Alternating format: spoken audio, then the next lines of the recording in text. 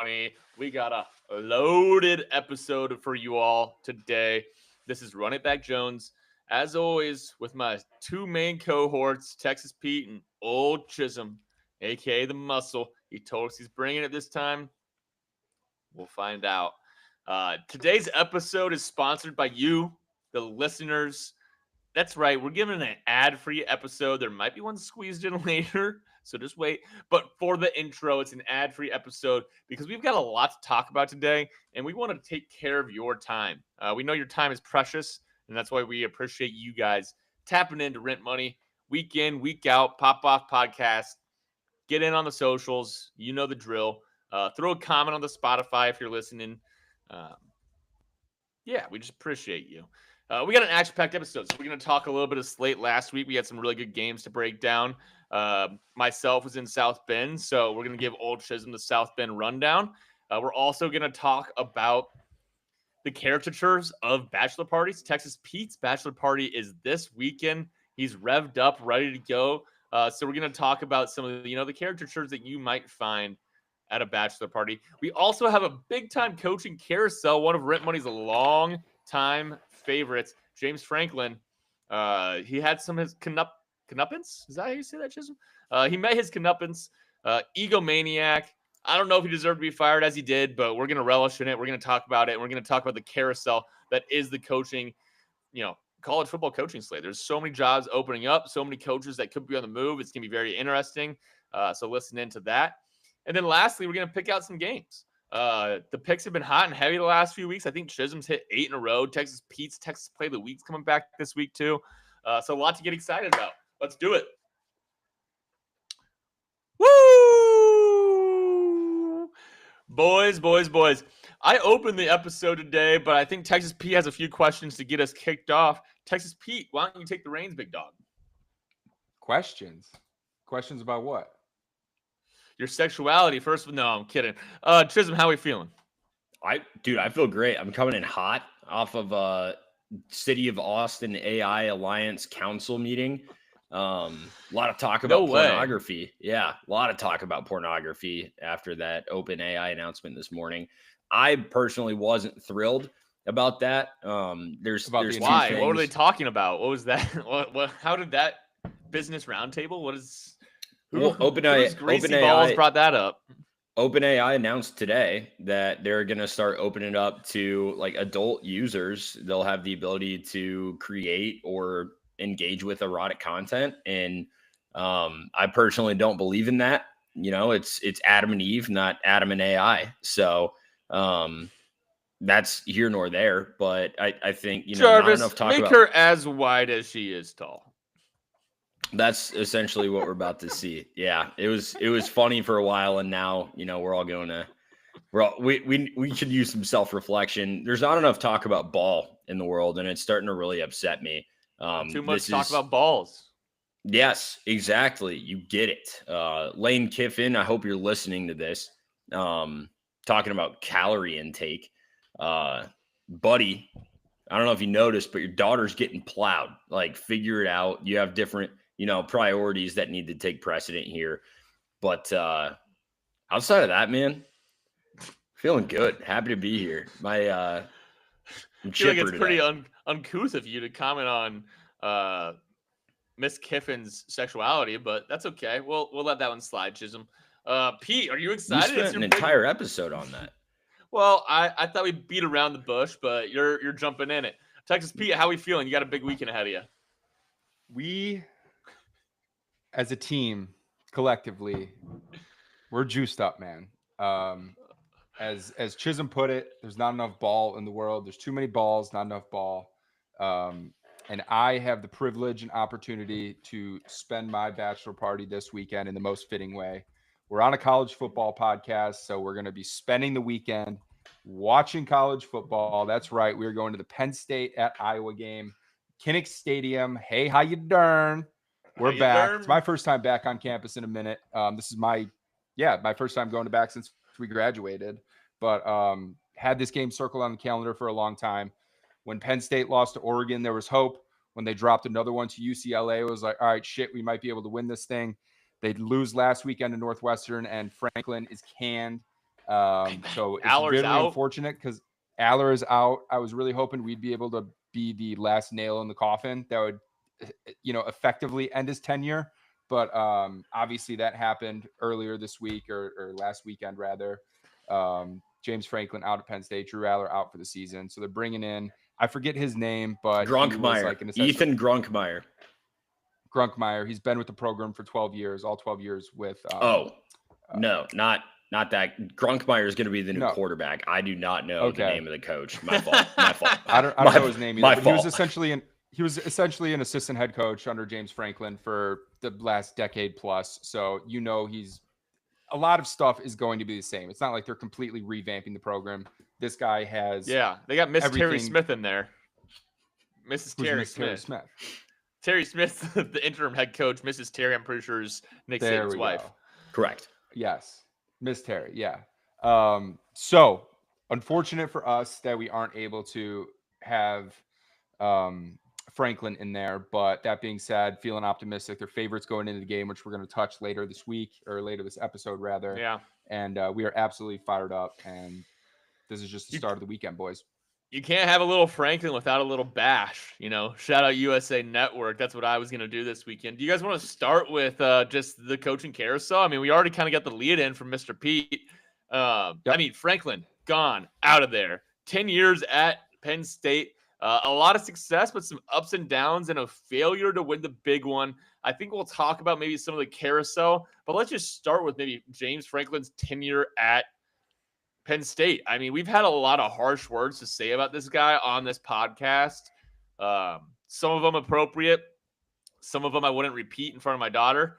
And that's just how it is. But Chisholm, what is your lasting impression of the James Franklin era here in Happy Valley? Anybody that's listened to this pod at least one time before in the past knows how I feel about Franklin. He went out the way that he started. His first loss as a head coach at Penn State was to Northwestern. His last loss as a head coach at Penn State was to Northwestern. That is a fireable offense. I don't care. If you're going to try to compare yourself to the Ohio States, the Oregons of the Big Ten, and then do that, especially when 15 days prior where, you had Saban predicting you were going to win and all of these things, it is insanity to me how quickly it happened. I didn't see a mid-season firing occurring at all. But no, I think my favorite thing, and this could potentially be another segment next week, but there's a contractual, I don't know if it's a bylaw or an addendum or something, where Franklin has to pursue and ideally land another coaching job. And if he doesn't, then Penn State will pay out a certain portion of what he's owed for the rest of this season and beyond as well. At that point, I would love to read it because, what's stopping him from coaching like Pop Warner 6U football, right? For some district. We'll see. But yeah, I was honest. I'll say it. I was a little surprised at how quickly Penn State moved on that. Mm-hmm. I was very surprised. Rumor mill was swirling that Adidas actually was the main leader on that. I don't know if I buy it. That. I don't think Adidas is maybe sacking up, but I do think that some of these major big-time boosters, they're like Buddy Garrity, like they're working the car dealerships. They're working the sponsors, the boosters. And if, Adidas, who's coming in currently, Penn State's with Nike, but next year they'll be with Adidas. So it's a pretty big switch over. Adidas just spent a lot of money to take over branding for this big-time program. If Adidas is in these guys' ears, Yeezy just jumped over Jumpman, I could see them kind of hyping him up. But $50 million is $50 million, and you don't just replace 50 mil with 50 mil. So I do think that while I get it, they were 20-point favorites for back-to-back losses, and I've talked more shit about James Franklin on this podcast than possibly any other college football coach. I think he's an egomaniac. After the UCLA game, he took literally zero blame for that loss, which was pretty embarrassing at the time. Guy has never held an ounce of responsibility for anything. It's very frustrating. But I also am like, where the fuck's this money coming from? And the leading candidate if you guys want to get to that kind of part of this discussion, is Matt Rule, the same guy that is 2 and I believe 23 against top 25 teams in his career. And those 2 wins came eons ago for Temple football. That just seems like you're kind of talking out both sides of your mouth. I get that he has some of the Penn State connections. He was a walk-on linebacker there. Has experience at Temple, in the Pennsylvania area. I just think it's so funny when they go, "Oh, he knows the land. He knows how to recruit." Like, the fuck? Penn State and Temple aren't recruiting the same guys. Like, it doesn't really. Maybe he knows some of the coaches. He's getting some of the scrubs, but that is the leading candidate threw me for a loop. Yeah, and so that's what I saw coming up across the feed. So I did a little bit of digging into it. Assuming Nebraska wins with a ends the season with a winning record this year, currently 5-1. Out of his 10 seasons coaching Division I collegiate football, only 6 of them would be winning seasons. He hasn't stayed at a program for more than 4 years. So if you are Penn State looking to fill this role, you want someone who's going to be there for a long time, right? This guy doesn't have a track record of building up a program. He's kind of been island hopping, if you will. He's a 3-year guy. He's a 3-4 year guy, and his first year they're ass. The second year is progress around 500, and the third year is the one where he ties in the winning record effectively, right?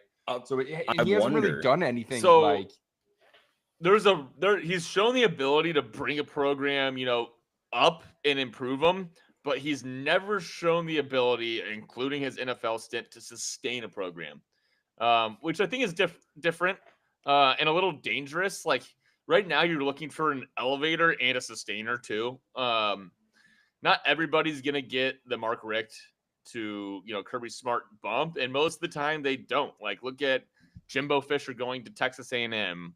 God, there's so many examples. Like Florida, Dan, what's his name? Mullen. Dan Mullen.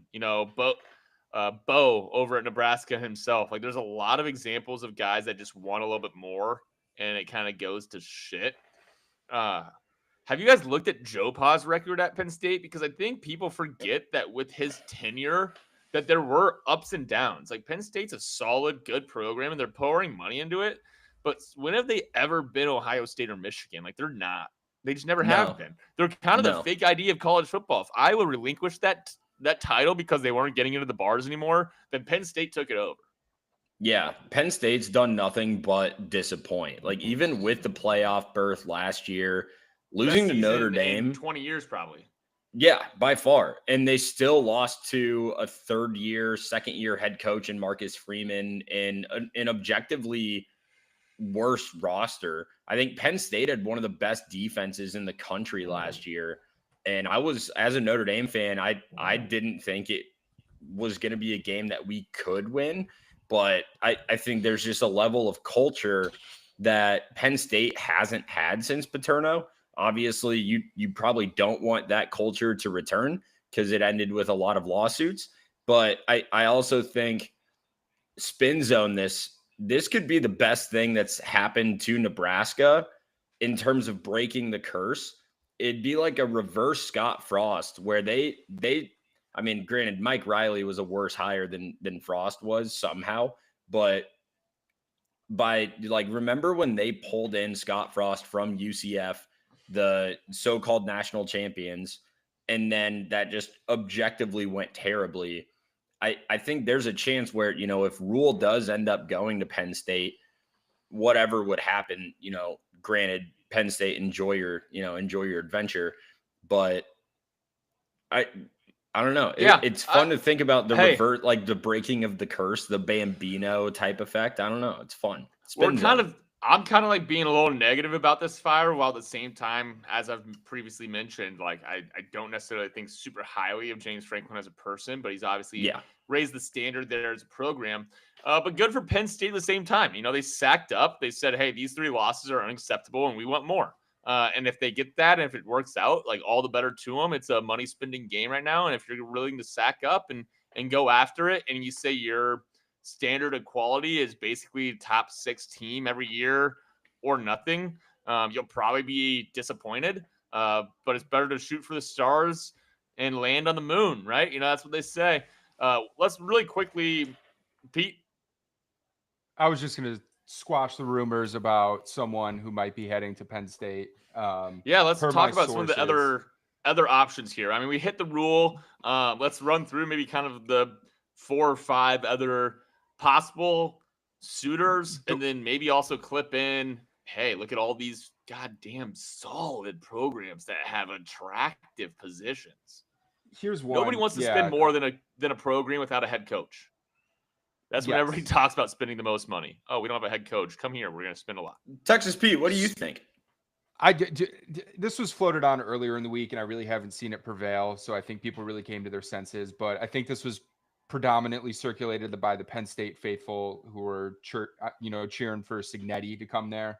But I just don't see a path forward for them. One, it's like you're not hopping conferences, so you're still competing with the same teams. You know what I mean? So it's like, why would you go from an Indiana to a Penn State just to still try and beat, the Ohio States of the conference? So it doesn't make any sense in that right. And then it's just essentially restarting the clock 2 years back.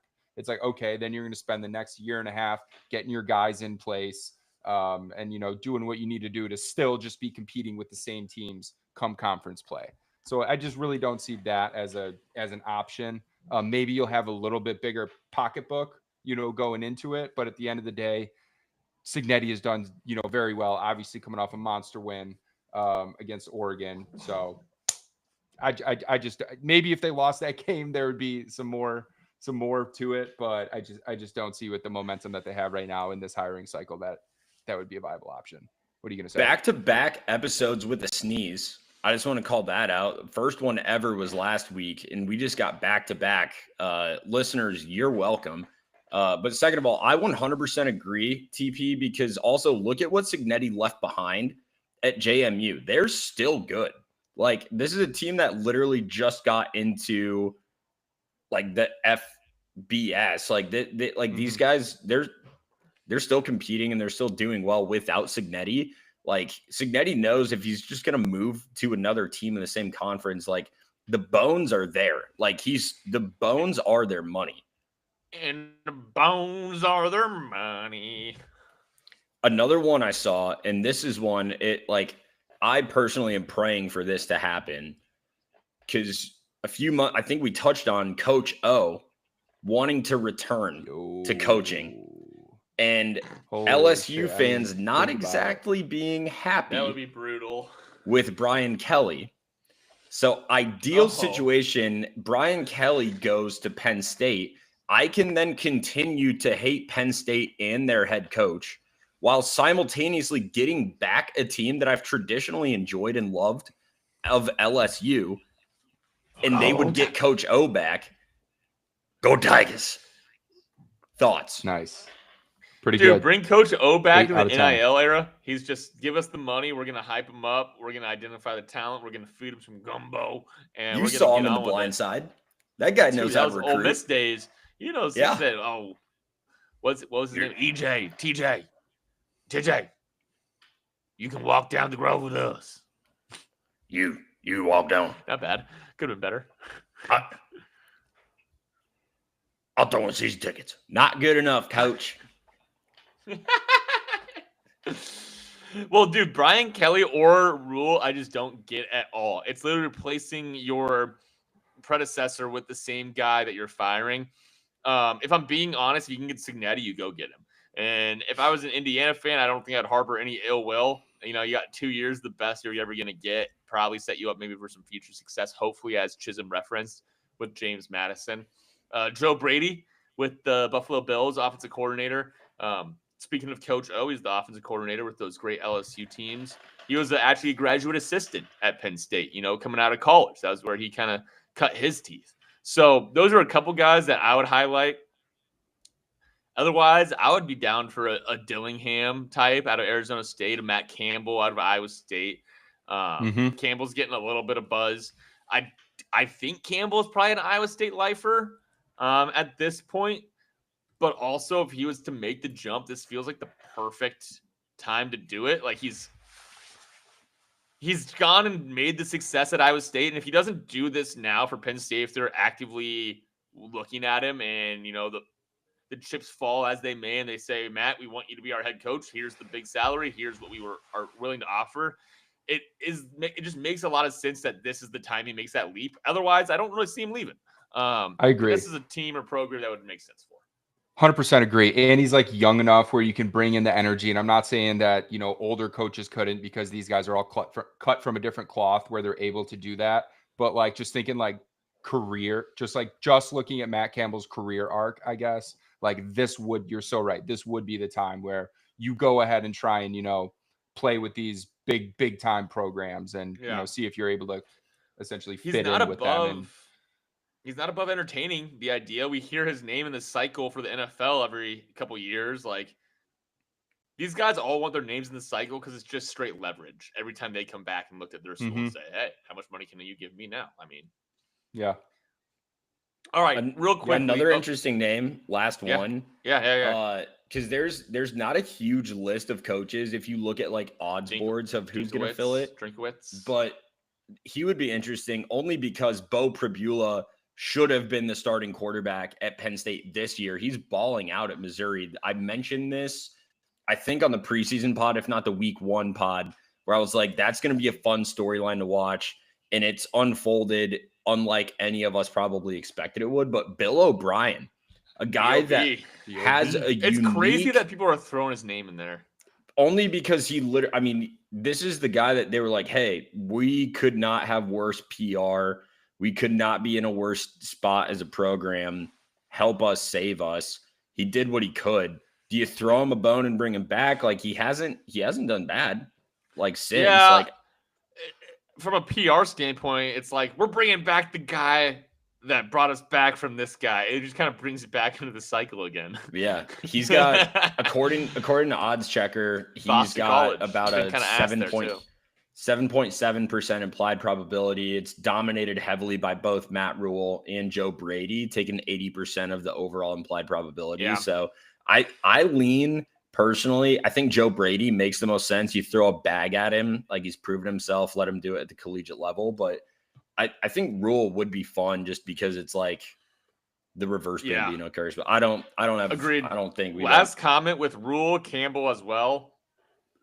It's a perfect time to move when you have a 3-year starting quarterback and you can bring him with you.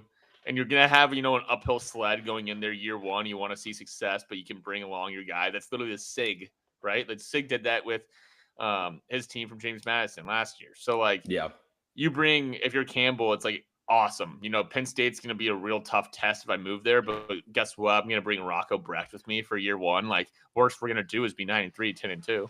And, that's not the standard they're looking for. They're not probably looking for a day 1 college football team, but, like, there you go. And if you're Campbell, just makes sense, like 9-3, 10-2, you might be able to get into the playoff as a Big 10 team. You will not be able to get into the playoff as a Big 12 team. And that's just the unfortunate 100%. truth. Other jobs coming open this year, too, just to make note of this. And that's before any of these guys that we've listed have left. As well as any programs that open up because of these jobs. Florida will likely be open. Auburn, 50-50 chance. Arkansas, already open. Oklahoma State, open. Chisholm, which ones am I missing? There's a couple others in here. Those are the big ones for sure. Fickle at Wisconsin might be open. There you go. If that's not open, they got problems. They got After last week's ass whooping. The longer that Fickle sticks around every year, like I think it started last year probably, but every single year that Fickle continues to be the head coach at Wisconsin, I'm going to say it's about 3.5 years that they're setting themselves back as a program to the point where they've lost program status. They're at program status again. Iowa just big brothered the shit out of them. That was awesome to see. All right, let's do it. Friday night, South Florida ran amok. I think we had the over in this game. I think all of us had the over in this game. You're welcome. 63-36. South Florida will be the clubhouse leader to make it into the college football playoff at this chance and time. They deserve it because that was a big win against North Texas, and they have a couple big wins early in the year as well against teams like Florida. A lot of these times these Power 5 schools don't get in a lot of opportunities to play against the big boys, and they fared pretty well. outside that loss to Miami. Any follow-up on this game, or should we just keep hitting the scoreboard, boys? I'm sorry. I'm sorry as well. I really thought the Mean Green were going to get it done, but confirmed Denton, Texas, not Chisholm personified. Thank you to Mikey Cerrone, aka Smooches, for calling that out. Post-production meeting. We might have to start including in pre-production. He has a good feel for where racism lies in the country, and it does not lie here. Not in the Rent Money studio. Oh, so Denton is not Chisholm personified for that reason. Got it. One of the reasons. They're just Satan's hellhole. Oregon versus Indiana, probably the game of the weekend. Indiana dominated this game, 30-20, but they felt like the more physical, better team throughout in Eugene. Like, holy cow. The ceiling has been raised for the Hoosiers. I was on Lanning. I'm just a Lanning liquor, if you may. But fuck me, dude. I've been trying to smoke on that cig pack for like 2 years now, and it just can't happen. It can't come up my way. Every week I'm trying my best, but this guy is ever elusive. I was all over Indiana, so I feel pretty good coming out of that one. I didn't think it would go like that, though. 100%. I mean, whoa. How can you look at this Indiana team so far this year and the wins that they've gathered in the manner in which they've done it and think that Mendoza shouldn't be the Heisman favorite currently? Right now, he's the third favorite behind Carson Beck and Simpson, Alabama. But there might still be some value there at 4.5 to 1. I mean, this guy is maybe not putting up the gaudy numbers, but like when you give him the eyeball test, he's making the big plays. He's stepping up when you need him to. Does he have is this his Heisman moment? Like, you know what I mean? I wish it was like a come from behind fourth quarter drive, but like taking care of business on the road against a top 3 opponent, that's pretty big. Simpson's and not an early season top 3 opponent either. Like, this is a well-established Oregon team, well-established Oregon program led by Mr. Jones's guy, Dan Lanning. I don't know. I don't know if I'm mentally able to fully comprehend Indiana as a serious Big Ten and national title contender, but you know, we're going to take it week by week, and it's a process, and we will get there by the end of the regular season if they keep going this direction. When it comes to throwing touchdowns, there's only 3 quarterbacks ahead of Mendoza in the country, and they all reside in the Big 12 with teams that are not going to be Heisman candidacy worthy. I think you make a great point, Texas Pete, because Dante Moore was, you know, kind of a hot in the streets name, and he's still having a good year. Not going to take it from him. And both these guys are still a couple big pop-off games away, pop-off pod, from, you know, cementing themselves as the front runner. But I like how Mendoza is sitting, man. He's thrown 17 touchdowns, 2 interceptions. He ran for 2 more. It's impressive stuff out of him. You're completely right. There needs to be something said for quarterbacks that can protect the football. Like, I wish that not throwing turnovers and like having a high completion percentage mattered as much as like total yardage and touchdowns, because the amount of points that Mendoza's probably, whether it was a rushing touchdown by someone else, the amount of points he's allowed to be put back on the board versus, you know, a lot of other guys that are going to just yuck it down the field, you know, fuck it, McMillan's down there somewhere type of mentality. Nice. Yeah. I had to call that one out. Yeah. I don't know. Like, I think the teams that do the best at the collegiate level typically have a guy like that at the helm, i.e., Stetson Bennett. Like, think back to Stetson Bennett. He was never going to win a Heisman, but he 2 natties. Like, there's a reason for that. And a dealership, too. Don't forget that. And a dealership. Do not forget that. Indiana's scheduled the rest of the way out. There are Michigan State, UCLA. Those should be big run-it-up games. At Maryland, maybe a little tricky. And then at Penn State, you know, later in the year, maybe some of that talent comes through and they're able to knock one off for a big game at home. The crowd gets excited. And then Wisco and Purdue. Texas Pete, I think we put the ticket in now, man. This guy's got nothing but runway ahead of him and likely an undefeated season in Bloomington. Like, are you out of your fucking mind? Like, when it was just 3 years ago, if you would have told me that Indiana was going to run the table and have the Heisman quarterback, It was 12-0 season. It was only 3 years ago that they had the best quarterback in school history, and Chisholm and I couldn't stop calling him penis and dick licker. So that was Michael Penix, shout out, but that was just 3 years ago. It's crazy how time changes. Now he's starting in the NFL. Yeah, I mean he's doing all right. He's hanging in there. Big win Monday night. All right, let's hit a couple other games here from the weekend. I don't think we need to talk about the Iowa game, but it is cool to watch Iowa blank at Wisco 34-0. That was great. Iowa State lost this weekend. And 34-7. 37-7. 37-0. 37-0. Oh, 37-0. Thank you. I was like, wait, what? Iowa State lost this week. Just getting that out there in the open. Good week for the Hawks. Tough week for the Cyclones. All right, let's good go. week for the Hawks. Tough week for the Cyclones. Text Pete. Phenomenal. Let's throw it back to one of the earlier games of the weekend, the Red River Shootout, Oklahoma, Texas, Cotton Bowl, neutral site. John Mateer came back too early, and it showed. No touchdowns, 3 picks. Just simply did not look impressive, or Texas's defense really stepped up for them. But final score was 23-6 Texas. I don't know. I didn't. Such a trap line. It was 1.5 points, so it was essentially a pick 'em there. I didn't take one either way, but that's just incredibly disappointing if you're Oklahoma. But also injuries suck, and it's just a part of the game. Yeah, the only people Chisholm, you got anything? Only people more pissed than Oklahoma fans right now are the folks that Sark was talking to at a rehab facility of where he would have gone had he lost that game. It would not have been a fun situation here in Austin. Time to start considering whether or not Texas goes after a quarterback in the portal next year. Just throwing that out there. Maybe too soon on that. I do want to give Arch time, but also how much time does he need? I think it's too soon just based off the recruits they have in the stables. Like, if you're going to move on from Arch, you just bring in the next guy because he's the man. Like, they're all the man. Yeah. Like, 5-star Nash.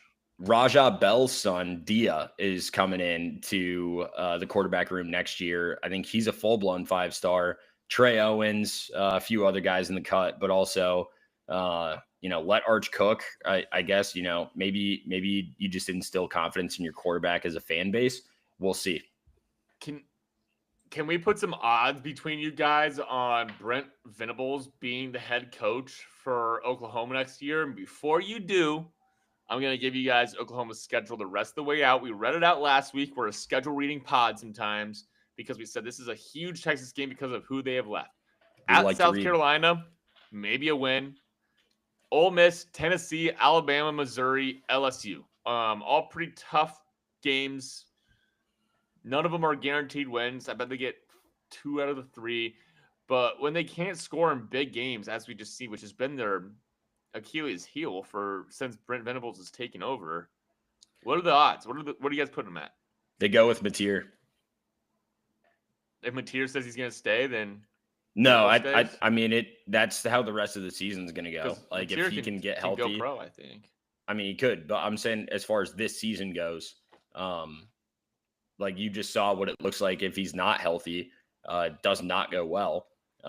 He needs to stop talking so much to the folks at that Norman Chipotle, maybe giving away insider info. But outside of that, like, I don't know. I'll turn this. This seems like a TP special.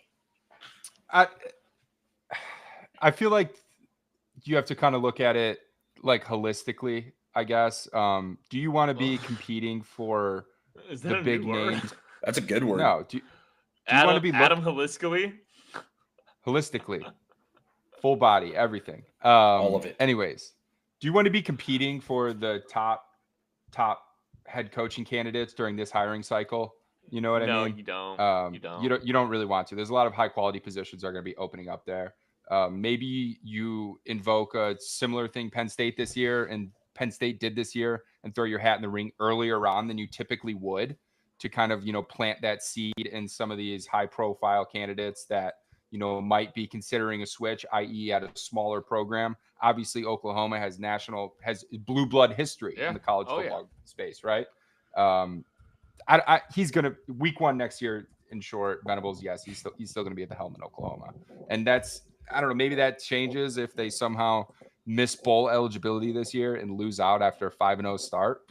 That could be a complete possibility given the schedule we just read out.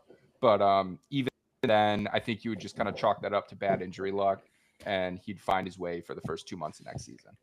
God, here you go, dude. The last time Oklahoma won less than 8 games since Venables took over was 1999. He's already done it twice in his 3 years. Yeah. He kind of got handed a shit stick, for the record. Like, sure, the quarterback left, but Lincoln Riley never lost more than 2 games in his entire career at Oklahoma. And then Venables goes 6 and 7. 1, 2, 3, 4, 5 years of 2 losses seasons or less. Yeah. And obviously Stoops had it running for a long time.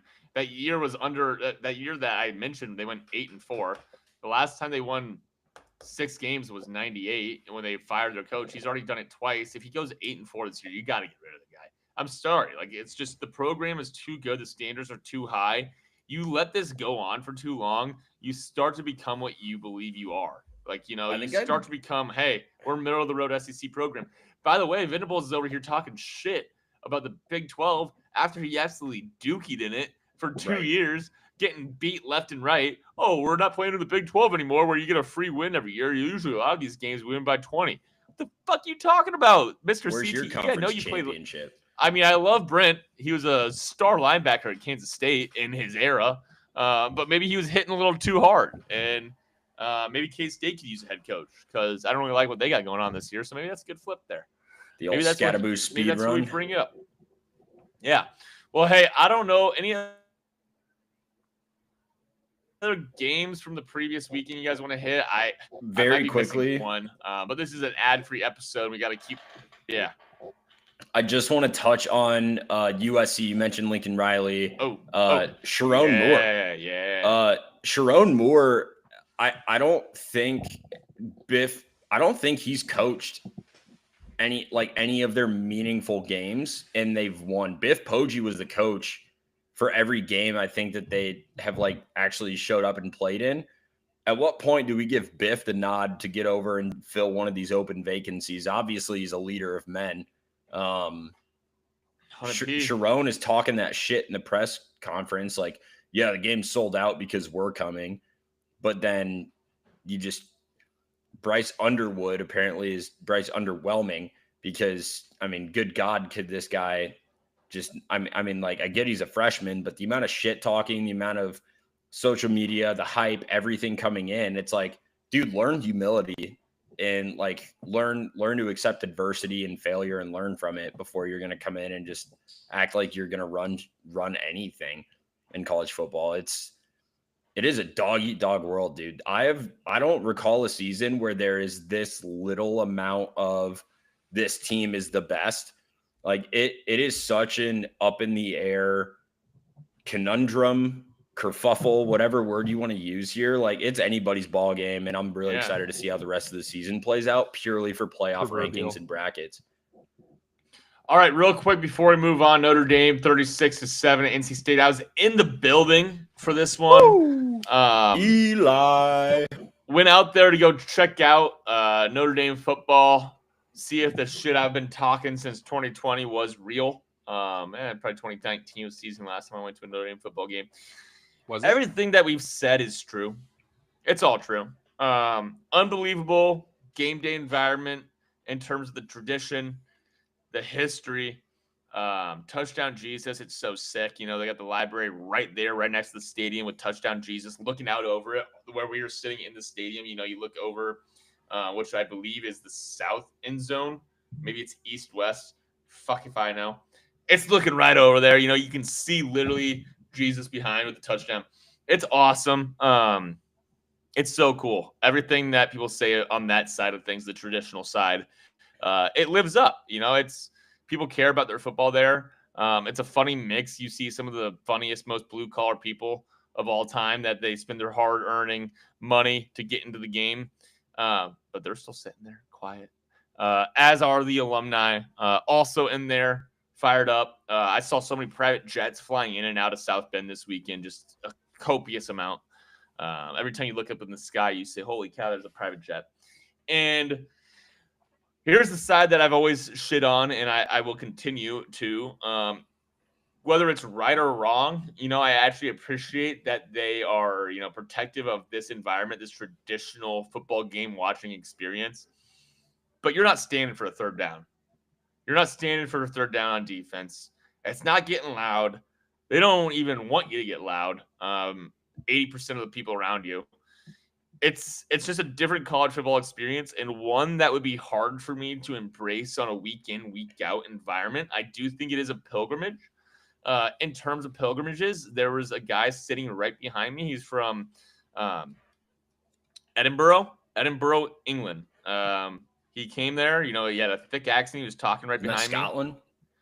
Is that Scotland? Maybe he's Scottish. He's from England, Scotland, right? Scottish is English. UK. Yeah. It's not English, but it's. Look that up and get back to me. You might be right. Yeah.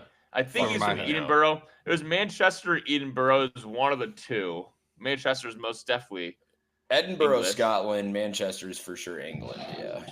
One of the two. Doesn't matter. Guy had a thick accent. We were talking about it. He said, I thought it was going to be a little rowdier here. I came to America to watch this football game. I said, you know what, buddy? That's not what these people are about. That's not what it's it's not that style. It's not that I'm style.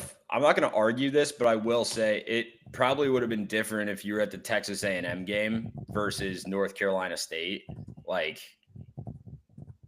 it just here nor there. I think as Iowa fans and Iowa alumni, we know exactly the impact that we have as fans on the game.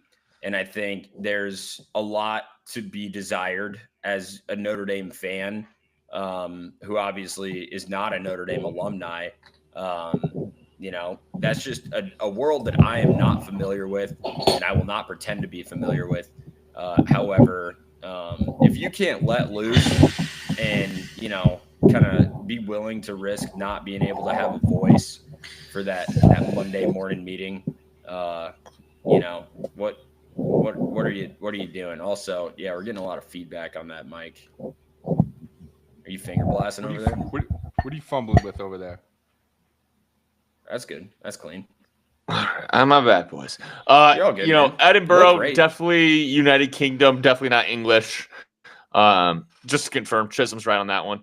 But yeah, no, he was a little disappointed by that. I said, we're not going to be throwing fists here. It's kind of like Wrigley Field a little bit in some senses. You don't have any scoreboards. Cool experience. You get one scoreboard. It's pretty small. It's definitely not like a focal point. They're not going out of their way to just throw a lot of things on that to keep people entertained. He was going to Lambeau Field the next day, though, to see what that was about. It's a pilgrimage. Yeah, literally. He's like, I love American. I love it. I can't do an English accent. I wish I could. But he loves American football, and he came to America to go to American football games and then return home. I love this show. Yeah, they're they talk. Yeah, he wasn't Scottish. He must have been from Manchester. That was maybe really he lives Scottish in Edinburgh now. Maybe he lives in Edinburgh, but he's from Manchester. Yeah, we were there in support of Eli Reardon. Relation not important at all, but he had a big game, so keep an eye out for that guy. He made the freaks list. The preseason freaks list, and he is a freak. He's like 6'7", and he moves like he's 6'2". Like the dude's just, and he's finally healthy. Like he's a guy that I was talking to. Couple ACL tears.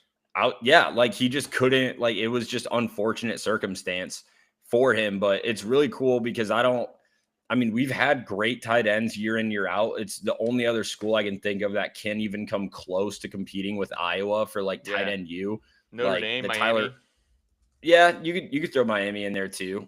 G-Reg, 7th floor crew, but it's important. It's important that we call out how much of a stud he is, and how proud I am of you for going and supporting.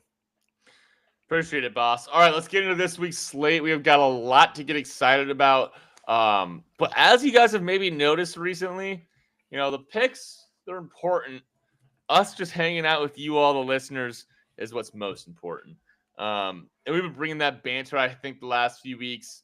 This week, I'm trying to be a little bit more put together. We've been on a weirdly Wednesday crew, 7th floor crew trail. All right, where do you guys want to start this week? Throw out a name. I'm looking at the slate. I don't even really know where to go. Hawks play ball on Saturday. Yeah, we can start there. Save that for the end. Let's go. Okay. Let's Yes, start. We're going to start with Tennessee. We're going to go Alabama at Tennessee. Alabama's 7.5-point favorites. The over-under is 59.5. I think it's the other way around. Tennessee is going down to Tuscaloosa. That's what I said. Regardless, our Filipino prince has a show me what you got moment this weekend. Full 8.5-point dog on the road. Alabama kind of really turning things around here, man. I think we're going to learn a lot from both of these programs. I absolutely love this matchup, and I think whoever comes out on top of this game is going to be, an end of season. I wouldn't be shocked if either one of these teams made the SEC championship right now. But that being said, I think the winner is obviously going to be in the front seat for it.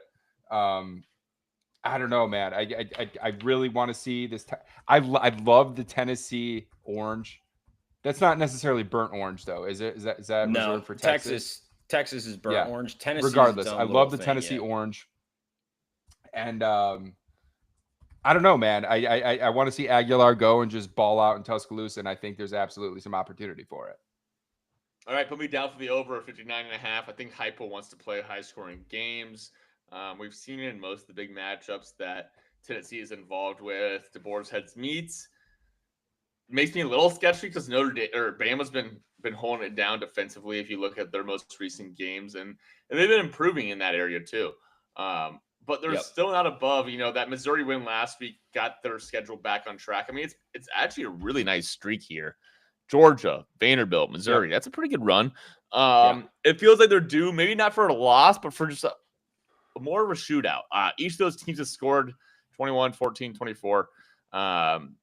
Let's go with the over 59.5 here in the Tennessee-Alabama game.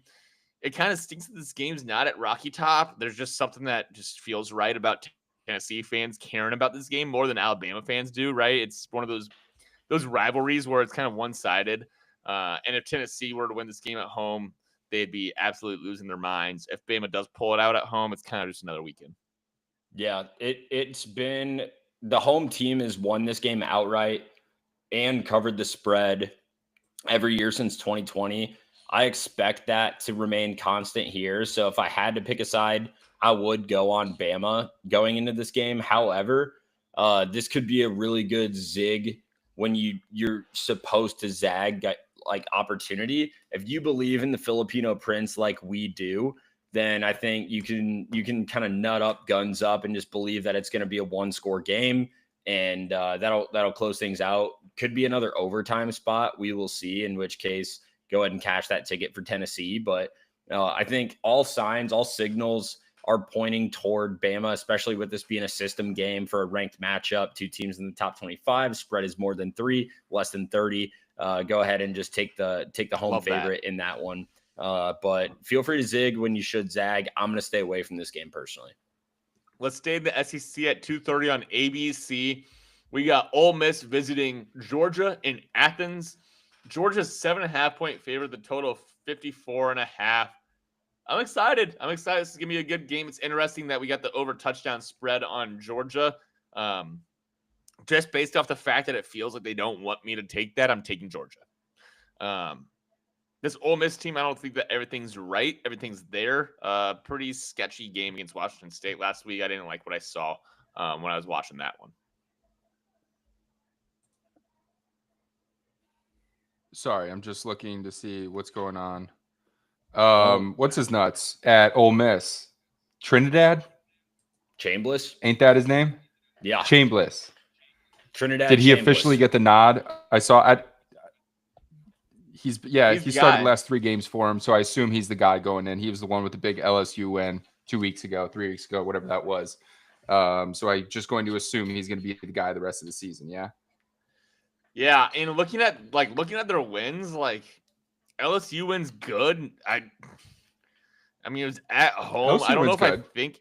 Yeah, It's a it's good just win. like it's kind of when I read off the schedules to a lot of these games, and these teams have a number next to them, but it's just because they're SEC teams in a way. Like, I don't think that the ceiling on the LSU team's that high. I think it's just a classic Brian Kelly team that finds a way to win against lesser competition. And on the road, they won 24-19. It was kind of grimy. Lane Kiffin was doing all sorts of in their fucking head ball gamesmanship by renting out his sweet beloved. But since outside of that game, I don't really know if they've ever really impressed me at any point of the way. Almost losing at Arkansas 1-score game, Kentucky 1-score game. Like, I feel like this is an overrated and overranked Ole Miss team. That is why we're seeing Georgia gain 7.5 points at home. They're begging you to bet Ole Miss. Open the season at 10 Also, Georgia favorites. yeah, yeah.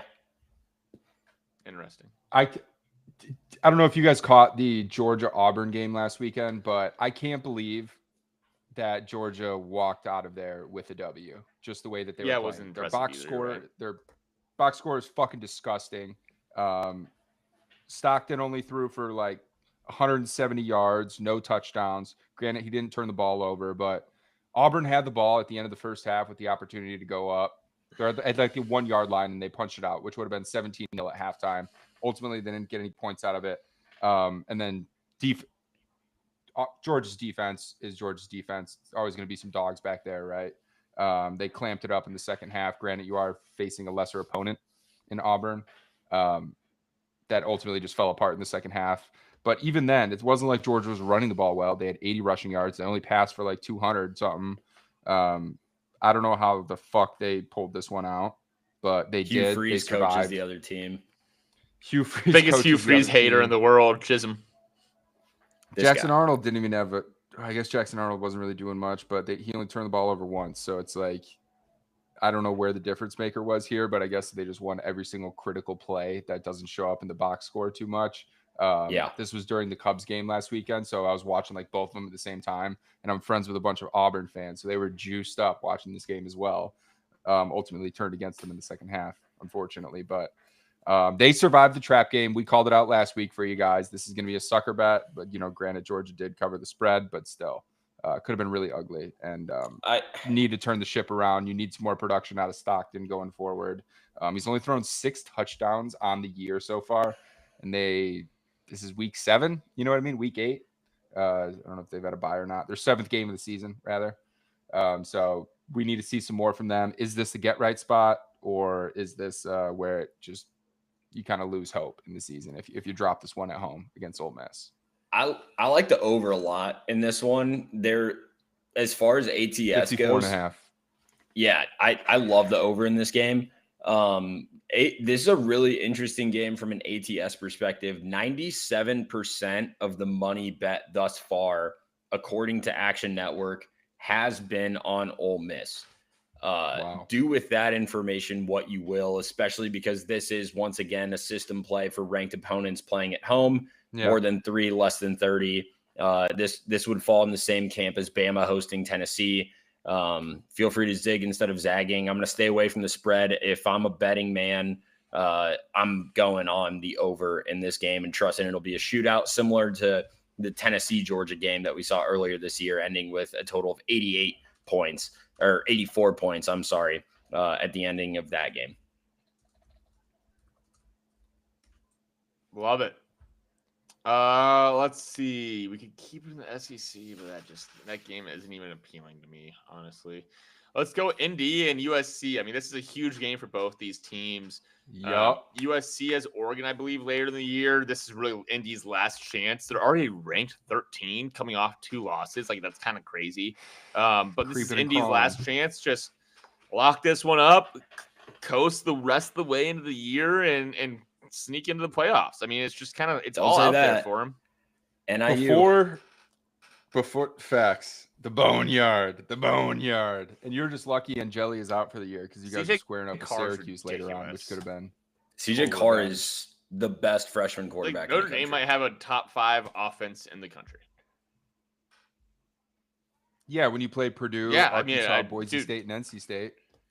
for sure. They played they put up 40 against A&M and a pretty solid 24 against Miami. So Arkansas has given every SEC opponent they've played absolute hell. So I don't want to hear that Arkansas is like a non-factor opponent. They also put up 40 against A&M.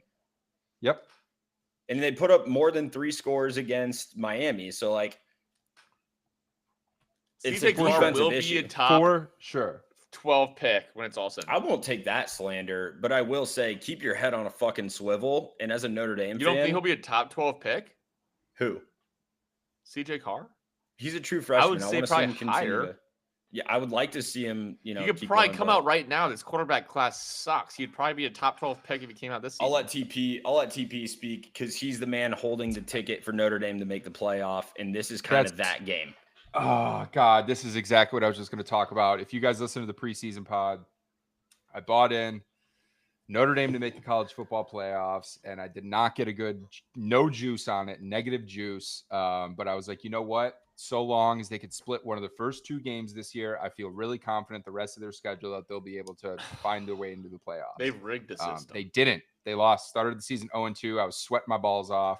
So they cleaned up their opponents for the past month or so. And down the stretch, obviously, any given Saturday, anything can happen. But it's looking pretty favorable for them. But this is the game that is circled. I really like the fact that it's at home. That is monster, right?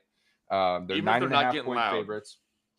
Even if they're not getting loud, even if they're sitting on third downs, I imagine this game means a little bit more, and you can get some of those old geezers that are going to be standing up for this. But Notre Dame is 9.5 point home favorites. Over-unders at 61.5. Am I crazy for considering just a partial hedge here? I got negative juice.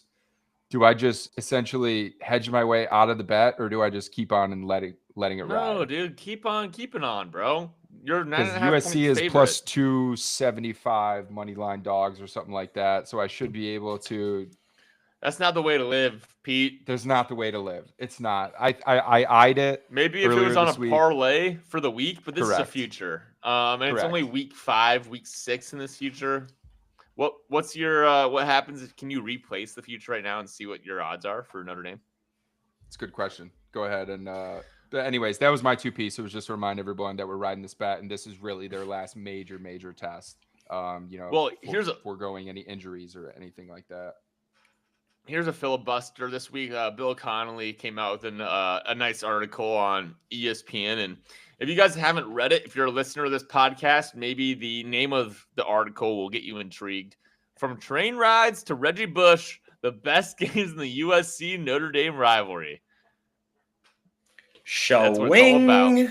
Yeah, that's all about. That's the whole thing. If you thought the numbers for last game that we just discussed were interesting, looking at Ole Miss and Georgia, brother, how about 98% of the money being on USC in this game? And once again, another system play for the ranked on ranked matchup, home team. I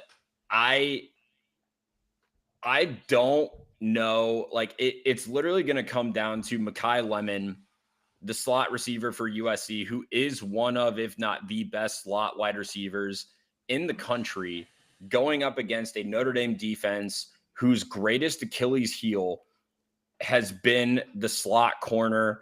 It is so like his eyes are in the backfield damn near every play. You can't do that if you're playing in the slot. That's how we got burnt every single time against Craver at Texas A&M. If that isn't adjusted, I think USC wins the game outright. I will go ahead and just say that. That will determine whether or not you give them hope. And if you give that team hope, for people who forget, Notre Dame's defense was significantly stronger last year, and they gave up how many points to USC before finally getting like 2 pick sixes back to back during the fourth quarter of that game. But this is a rivalry that hasn't had as much juice since kind of the Leinart Bush, Brady Quinn, Samardzija era. Shout out Jeff Samardzija.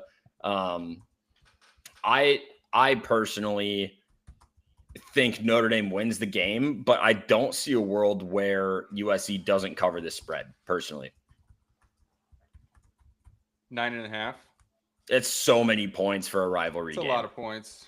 Also, probably going to be a lot of points scored in this game, too. So, Yeah, I and love Notre the- Dame's known to be physical. They have been able to air it out more, but that USC win against Michigan last week, I think Kingsbury called it a Big Ten win. You know, them fighting against a team that is typically looked upon as being, outsized and outmatched, and that was a big win for their program. I still think it's maybe a letdown spot traveling east. People forget Indiana, maybe not the Midwest because it's not Central Time Zone. So they got to parts of travel it. 3 hours east, which can really throw you off. It's easier traveling west than it is to travel east. Statistically speaking, the numbers will back that up as well. 3:30 game though. It shouldn't matter as much for 3:30 this one USC being time, 6:30 Eastern. right. But at the same, I don't know, dude. I don't. Yeah, I'm gonna just stop talking on this one. How nervous All are you right. going into this game now? I'm not as nervous as I should be because You don't seem that nervous. Yeah. I don't think that USC has what it takes in order to beat this team. The physicality piece, like, I don't really give much credit to Michigan this year. Like, this is just an off year for Michigan. In all fairness, this is a rebuilding year. You have a true freshman quarterback for Notre Dame. It's just that there's just levels to what rebuilds, I guess, look like nowadays. And Notre Dame's obviously in a much better spot. They have the confidence. They've figured out how to win games. They're in a driver's seat. And the defense has looked significantly better since that Texas A&M game. So I'm putting enough faith in the players that they have kind of made the right adjustments over the course of the last month or so. I think it'll be close, but I think Notre Dame will win and pull it out. Maybe there will be a late turnover, something that forces Notre Dame to cover the spread. But honestly, this is the total of this game is very interesting. It should be an over, but the pace that both of these teams play with, the tempo is very slow. They love to control the clock, both sides. So I think this could be a sneaky underlook. I think the money's heavier on the over right now, obviously, but the sharps are hitting the under. So food for thought. All right, real quick. In and out. This is by far the most expensive ticket of the weekend by like 3 times over. $358 get-in price in Provo, Utah.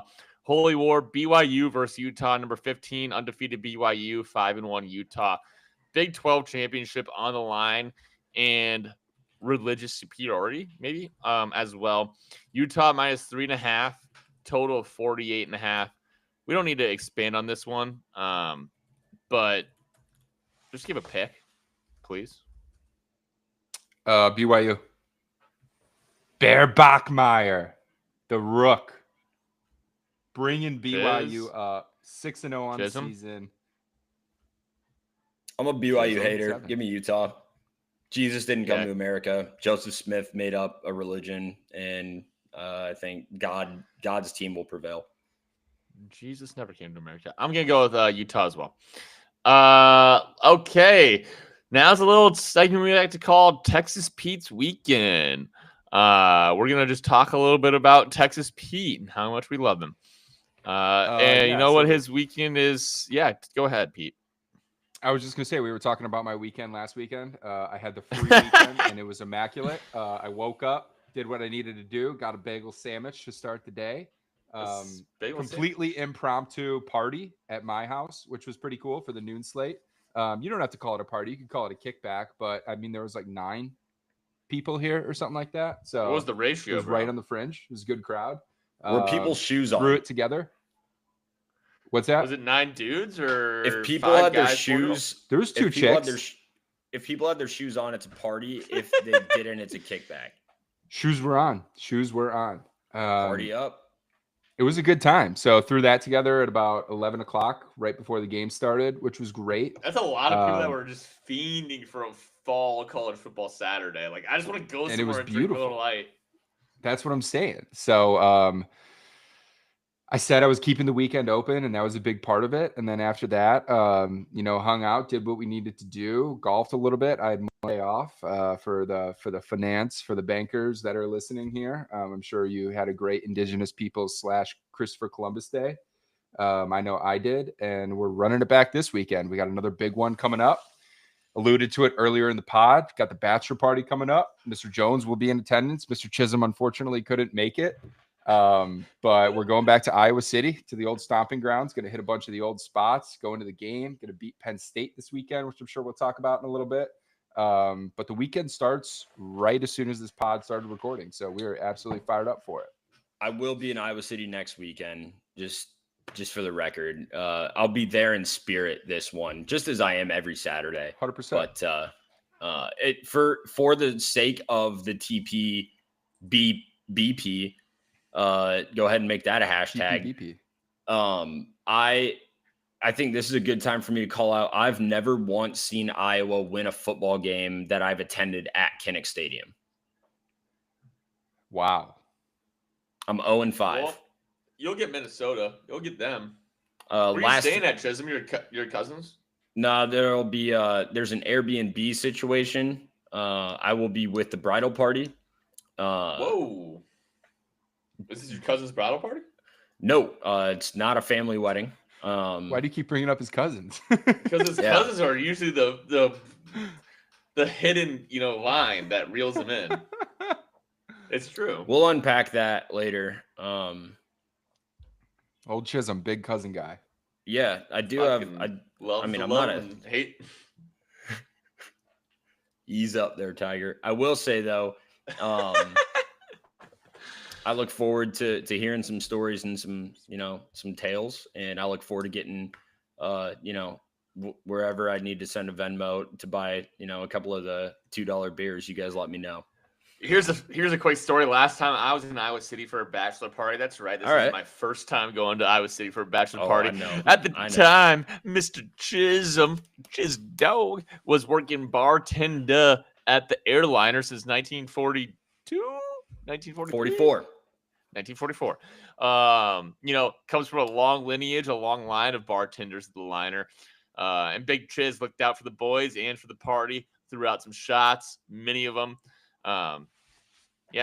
That was a big time baller move out of him, and we had a good time, and I expect nothing less this time. I like to get the boys buzzing, but also if you see a young Benjamin caption the cut.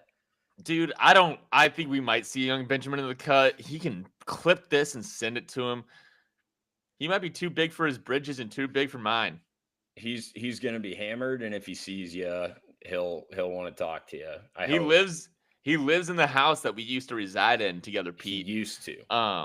He used to live in the house that we used to reside in. And I was trying to break bread, say, "Hey, dude, that's pretty sick. You live in this house." Oh man, he couldn't have been less interested. But he hung out, held out for a good 2 to 3 minutes, each moment passing like I'm sure a moment in slow motion would for a 19, 20-year-old. Eyes darting, no eye contact to be had, no excitement about maybe shared experiences. Just, I got to get on to the next one. And the next one's just another guy like running back Jones trying to tell me how cool it was back in his day. And that's one of the bachelor party caricatures I'm going to throw out there for this weekend. We're going to run through the list. It's, man, especially since we're going back to our old college town, man, this was way cooler back in my day. I used to run this spot back in my day. This was much cooler when I used to go here. We used to do it way cooler than these young guys. I absolutely love that because I've been fantasizing about, I said this is my first time going back to the college town since I graduated. So I'm like fantasizing about all the old spots. And I know it's just not going to hit the same with dozens of your friends all around in the same bars. But one of the bachelor party caricatures that came to my mind is one that I just recently came across last 2 weekends ago or whenever I was at a wedding. And that is the guy who goes wild at the bachelor party when his wife isn't there, obviously. and then is a completely different person when you see him at the wedding a few weeks later. Ran into that. So this guy was a menace, right? So I going up to him. This was a friend of a friend type deal. I've obviously never met him before. You like have like fake Exactly. nicknames like Cheddar Bob's Literally. here. Hey, how you doing? I pulled out a hey guy, pal, whatever. I didn't remember his name. But he was a cool dude. We were hanging out, chopping it up all weekend. And then I go to him at the wedding, and he was just the most even-keeled, level-headed dude. Probably only had a handful of drinks. And then he got 2, and he brought it back to his like wife or girlfriend. I don't know him that well. But just completely different person from when I first met you him. hate that. I mean, you don't need to see the menace mode out like at the wedding, you know, a little bit more reserved. You know, it's not about you. It's not about necessarily getting after and having a good time. It's about the love and the camaraderie. But you also want to be able to see that personality that they maybe displayed or showed on the bachelor party in front of their loved, in front of their wife as well. If they like appear completely neutered, like I'm not asking you to go buck wild, but to show some of that humor and then also maybe get like a little giggle or a laugh out of the wife or the girlfriend, that just goes a long way. It's like, this is just authentically you. This is who you are. Your wife loves you for it. Obviously, you're put together. Maybe you know a lot of the fiance or the bride or groom's parents. You're trying to pull it together. You're trying to keep it all in vogue. But I'm sorry to hear that, Pete. That's It was all right. Was there just a no, quick it's not all passing at the right. bar? It's really not all right, actually, Pete. That's kind of like when your dreams just you come to realize that they're a figment of your imagination. That one hurts.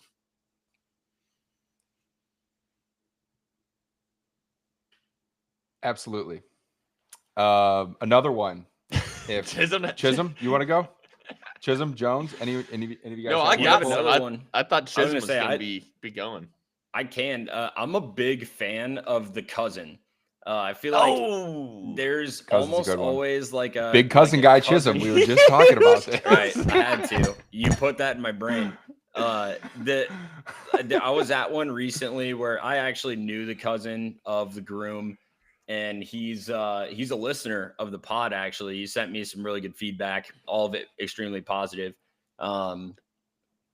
So shout out to him. But the guy that's just he shows up, he knows one guy. It's the groom, and the groom never has time at a bachelor party to be able to like actually facilitate motion. It's always he's kind of the guy that's just at the will of the mob. Like whatever the group wants to do for him, or like he'll have ideas going in, like I want to do this, I want to do that. But then when you're in the heat of battle, right, he's not the guy making calls to command and saying, hey, we got to go take checkpoint B. That's typically gonna be someone else in the group.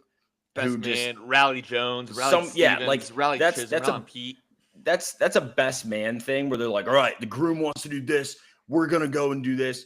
The groom is very much occupied with everything. Like it's just an overwhelming experience because everyone's just there for you. And so watching the cousin kind of figure out, who are these people? Who am I cool with here? Who can I get along with? The cousin's good side is great news. It's like this guy. Yeah. And then he'll just pull some crazy, like he's just crazy good at piano. Like you'll be in a hotel lobby and you'll see a piano and he'll just start ripping Benny and the Jets. And you're like, cool. Oh my God. Man. You're literally talking about Dowd's cousin now. That's who I've been talking about the whole time. But God, what a gem. Yeah. Luke Dries, if you're listening to this, which I'm pretty sure you are, you're the man. He actually sent me a video the other day of some dude in the airport ripping Ride Like the Wind, and he's like, this one? I'm like, brother, that's my jam. One. I mean, it's a lot of people's jam. I'm not going to claim it. Anybody can have it, but what a good one. Wrote it in the back seat of his car on acid. Yeah, he did. True story. Yacht Rock on HBO. Here's kind of the opposite of that one. Not even opposite, but what you said reminded me of this one. It's the cult classic. You're out with the crew. Maybe it's a high school friend, and there's a mix between your high school friends and college friends, or vice versa.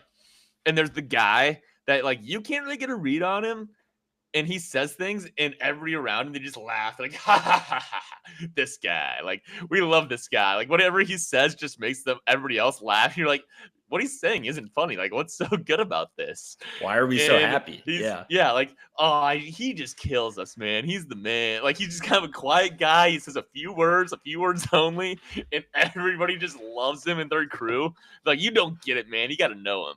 Like, that's a classic caricature of the bachelor party, and one that you're like, dude, I just wish I could get in on this. But he's not going to give you the time of day, dude. He's already got he's painting Picasso with these guys sucking D. That room, every room that guy steps into is just the Sistine Chapel waiting to get painted. For sure, dude. And let alone, like, on the flip side, he's got not that followers have anything to do with life. He's got like 120 followers on Instagram. Like, he's an absolute, like, kind of like, he's just he's riding the wind, dude. He's just out there, and he is just kind of the man of the moment. I love that guy. Good call. Also a staple at a bachelor party weekend is like the bride's brother or something like that. You know what I mean? Or something like that. or like or equivalent relation, but like a brother-in-law. Guy, older, the brother-in-law's a deeper cut for sure. Well established and just doesn't fit in with the rest of the crew. Not necessarily in a bad way, but for example, I went on one, and this guy who was the brother of the bride to be, and he was like a doctor, and we were all like, like 25, 26 years old, just like getting after it, and he was just like sipping whiskey on the rocks, like just sitting down, buying enjoying drinks watching. though? Because I think that guy can be pretty cool if he's just kind of like, not really. Put it on my tab. Put it on my tab. He's just hanging in the corner. Quiet, reserved, very quiet and reserved. You'd have to like not pull teeth to like talk to him. That's like a bad way to put it, but it was of that same vein.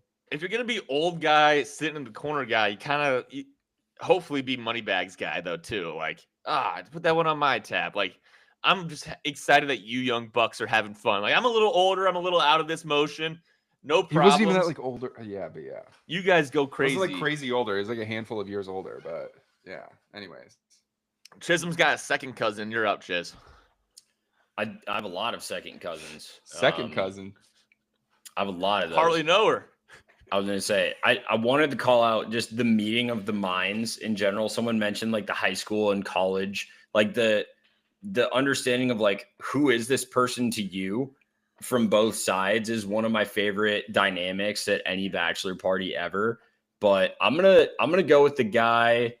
I'm going to go with the stimulant guy, because there's always at least one, and he kind of just puts the little birdie on everybody's shoulder, and he's getting people in trouble immediately. Yeah, like he's a troublemaker for sure.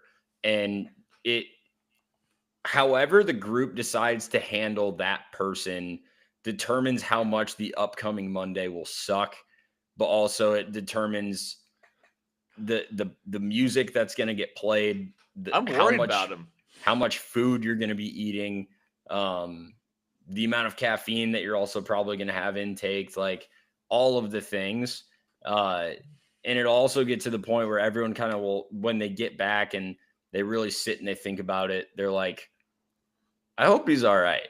Like that. I hope he's okay. Like that came out a little too easy for him. I'm not calling his mom or anything anytime soon. Bob down? Bobby lives in the sewer around the block. And he always finds a guy, and you're just like, oh, man. I'll go with the kind of similar guy, but a different vice. Okay. I would say that 80s, 90s, early 2000s, like the strip club was something that was kind of like folded into the bachelor party experience. I would say that's not really true anymore. But it used to be kind of like a very standard thing. Yeah, maybe we can dive into that on the next episode. Something did. Maybe it's just because people were tired of being glittered up and feeling awful about themselves. But somewhere along the line, that truly is not like a part of the bachelor experience as it used to be. It used to be kind of just be like, honey, come on. And maybe vice versa even as well with the ladies. Like, it wasn't a man versus guys thing. But there's still one guy who's like, come on, we got to go to the strip club. We got to go. And he's like, he's peppering the bachelor. Bachelor doesn't want to go. Nobody wants to go. He's trying to turn it on you guys, gaslight.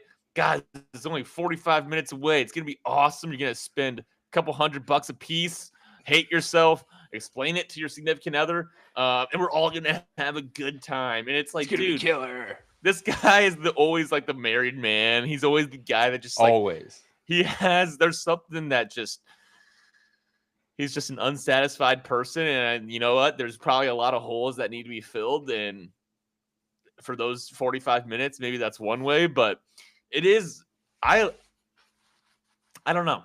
It makes me happy that it's not really a question that I have to answer anymore as much as you would think it is when you're growing up. Like when you're 14 or 15, you just kind of like the way bachelor parties are portrayed and the way that you would think that they go down. It's like, oh, this is kind of part of the shindig. And you grow up, you go, I don't have to do that. What I feel like has probably replaced the strip club in a weird way is the casino. I feel like the casino is, and maybe that's another caricature, the casino guy, the guy that has, For hey, sure. we're gonna go to the casino one night, and the squad goes one night, and then you head home and you find out he went all three. So Yep. that's kind of the replacement. Big time. And you know what? It's its own vice in its own way. But I do think in terms of preparing for a marriage, it's one that is probably less bad and awful and not one you need to be involved in. Dude, that is such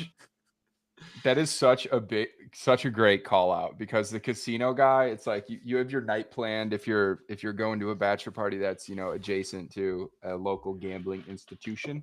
And if you break the seal too early on the casino, then it's exactly what you talk about. It's like you're sitting there later at night. It's like, we should go back. Why shouldn't we go back? And then you'll typically rally. It's not like the full group, but like there'll be a sect of them that finds their way back over there multiple nights in a row. just Stimulant can't guy is stop. always a part of it. Probably. They go. Probably, They yeah. are Batman and Robin. The casino guy and the stimulant guy like give each other power.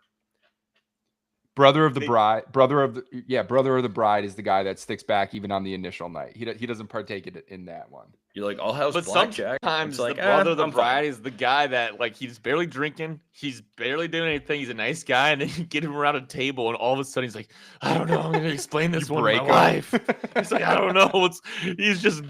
He's down bad. He went to the ATM 4 separate times, and it's just everybody's sad. Oh man, The guy that loves his wife too much. That's a probably definite the next caricature. one. Yeah, go like for the it. guy that's like because there's two types of them too. There's one that's like he has conviction and he's gonna stick to what he said he was gonna do. Like he talked the whole weekend out with her going in. Tip of the cap to that guy. But then the other one is the guy that goes all out and just has a bit of a mental breakdown that the group kind of has to talk him down from. Like, hey man, you're okay. Like, it's gonna be all right. Like, What kind of issues is this guy facing when you're talking about? Right. Yeah. You're like, wow, I'd love to be a fly on the wall in that household on a Tuesday night. But yeah, there's two types, to each their own. I think you should always be a man of your word in any situation, especially to your betrothed. But that's just me. I don't even know if this is a caricature. This is just kind of like a funny idea I have of a guy, and maybe Okay. I've seen semblances of this, but it's just like the guy that like isn't even very close with the groom or likes him. He's just like, I don't even know why I'm here. I don't even know how I got invited. Like, this guy kind of sucks anyways. He's kind of just like dogging on the guy, also talking about like, why am I even doing this? Why am I here? It can become a negative experience or a negative personality. Yeah. But then also if you just like maybe even talk to the groom, you're like, what's this guy's deal? It's like, oh, that's just Todd. He just hates everything. I love him. Like he might even And on the hate flip me. side- He's like my best friend, by the way. On the It's flip like, side he's is the just so guy- accepting and understands. It's like the exact opposite of the guy that like, Oh, he's will- up his butt. like, no, like he wanted to be there so Yeah, that guy fucking sucks. bad, but he couldn't make it. And so he's just sending out text messages like, what's going on? Like, what are you guys doing now? Like, what's happening? Oh, I wish I could have made it. See you boys at the wedding. Like that guy Yeah. is the exact opposite of the dude that's like, how did Yeah. I get here? The one up his butt that wants him to have too good of a time is also pretty brutal. It's like, dude, bad look. it's like he's a big boy. He can handle himself. That's the best. I don't man's know. job. Are we missing anything here? Maybe we can ripped through a lot. if one comes to mind after this weekend, maybe we'll mention it next week. But that's Maybe all I the got. Bachelor himself, not the bride or the groom, but we're getting older. Most of us The have first timer, significant others. No, just most of us have significant others. Yeah, the first timer's good too. first timer. So maybe on a you bachelor roll out party. on a crew. You roll out in a crew of 10 guys, and 8 or 9 of them are married or seriously dating or talking to some guy, and you have one guy that's he's just ready to roll. He's at the bar. The scoundrel. He's wheeling game. You might not see him later that night, and everybody's just happy for him, but also kind of sad at the same time. He thinks he just had the best night ever. He just wheeled and dealed at the bar. He's couldn't be more proud and confident in himself. Meanwhile, everybody else already went home, and they're like, "Can you believe this guy?" It actually makes us all very sad. This guy lost the plot. Yeah, it's like, buddy, you left at halftime. We needed you out there. Or he brings her back to the crib everybody's staying at. Everybody's like, "We're not trying to interact with this at all. What are we doing?" Yeah. Well, yeah, that's pretty. Well, Texas Pete, if you had to name one of those guys this weekend, it's your weekend. Which one do you expect to see most? Which one do I expect to see most out of the caricatures? Just one guy, and then we'll cut the shit and get out of here. 1:30 in. One guy. Or you could come up with a caricature of somebody you're thinking about specifically that hasn't been named. Pilot guy. Highlight guy. Pilot guy. The blue collar guy. Oh, yeah, man. I'll give a shout out to that guy. Honestly, he's a pretty good blend of a handful of the good ones that we talked about here. Maybe the girlfriend guy, the guy that gets let loose and goes crazy. Could see him frequenting one of the local institutions. Feels bad about it, maybe. I don't know. I don't know. I feel like we have a really good crew that's coming here this weekend, but maybe we'll carve a new caricature out. Yeah. You guys are gonna have a blast, man. It's gonna be so much fun. I'm pumped for you. Yeah, okay. Do your thing, Chisholm. Goofy ass. What? That's the most classic Chisholm little sarcasm I've ever heard in my life. I couldn't make it. I know you can't make it because you're coming next weekend. Yeah, exactly. I have to. It's an actual wedding that I have to go to next weekend, so I got to be on my P's and Q's. Hey, well, we got a hell of a slate this weekend. You can see all of our picks on our cards. We post them every weekend. I'm sure you've been seeing them. There's a lot out there. Check it out. Shout out Texas Pete. The new Pitables are well underway. Shout out Chisholm. He looks great in this Easter pink and white. Guy could be going to Mass tomorrow, or he could be teeing it up on Master Sunday. Who knows? And shout out to myself. Shout out to yourself. Shout out to you, man. Because you know what? Whenever you're going through an existential crisis, Spotify listens to you, and they're going to throw in the worst suggested opportunities to get over it. So there we go. That's all I have to say. TP. Go Hawks. Go Hawks. One guy we didn't mention as far as caricatures go, I guess we hinted towards it, when it was the casino, right? But the sports bet guy, the guy that's trying to get the group parlay, Nice. the guy that's trying to, get everybody in on a game with him that's happening, and the guy that's going to always text his bookie, and he's going to tell him that we say hi. I'm hurt, dog.